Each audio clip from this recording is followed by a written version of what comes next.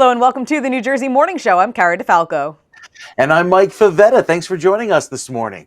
Absolutely. Well, Mike, we've talked about it before, but Newark Liberty International Airport just celebrated its Terminal A being awarded Best New Airport Terminal in the World. Take a look. These awards that we're celebrating today named Terminal A of Newark Liberty International Airport the best new airport terminal in not the Northeast, not west of the Mississippi, not in the United States, but in the world. Pretty important to make that distinction. In the world, it was airport evaluation company Skytrax which presented the award, which was decided by a combination of traveler surveys and audits. Newark Airport's Terminal A opened in January of 2023 and features an ample amount of art pieces, over 60 concessions, and play areas for children. Mike, have you had a chance to travel through Terminal A? Not yet, but I hear it's quite impressive, even rivaling all of the accolades that LaGuardia is getting across the river. Oh, 100%. It's definitely, it's very comfortable. That's really the biggest thing. There's lots of like plush seating. There's lounge chairs now, so you're not just kind of in those like theater style, similar to an airplane seat where you're kind of all crammed together. Right. All the outlets work. There's lots of new charging outlets for the USB ports versus just plugging in your phone.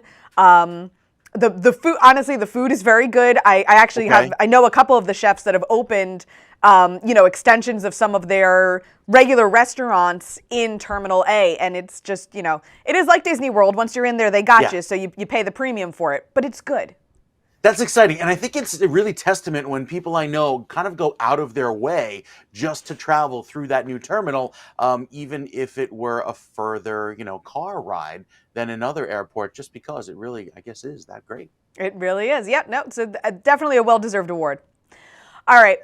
Moving on to some other news, police officers rescued 46 dogs from a structure fire in Fairfield. The fire started at a neighboring building at the industrial complex where Canine Resorts is located. Smoke alarms at the Canine Resorts were activated even though the fire was next door. Officers and firefighters were able to pull all of the dogs out with only minor injuries. All of the dogs were then checked out by veterinarians. Mike, we're both pet parents, fur parents. I can't think of anything more terrifying.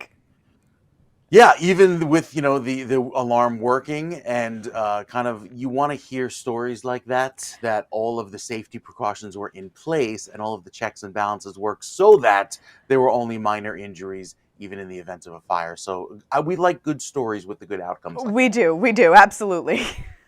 Yeah, because so many times you hear that the fire alarms weren't working or they malfunctioned, etc., and the outcome is much different. So stories like that, a positive spin right here in 100%. Fairfield.